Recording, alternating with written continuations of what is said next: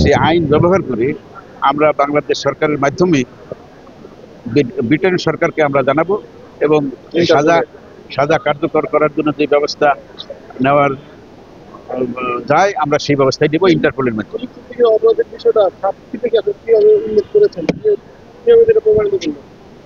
উনি ওনার খালাকে সশরীরে এবং ফোনের মাধ্যমে বিভিন্ন অ্যাপসের মাধ্যমে উনি প্রভাবিত করেছেন।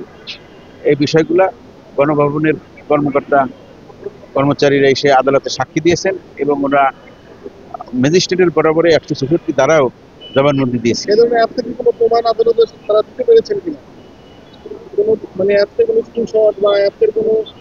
না, এটা তো দীর্ঘমেয়াদী একটা বিষয়। এটা তো সেই 21-22 সালের একটা বিষয়।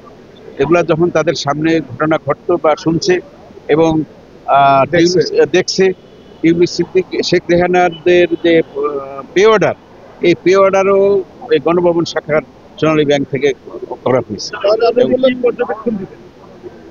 আদালত পর্যবেক্ষণ দিয়েছে যে এই দেশটাকে দুর্নীতিমুক্ত রাখা প্রয়োজন এবং শেখ রেহানার প্লটটা রাষ্ট্রের বরাবরে বাজেয়াপ্ত করার জন্য সবার জন্য আইন রাজকীয় নির্দেশনা প্রদান করেছেন এবং সবার জন্য আইন সমান।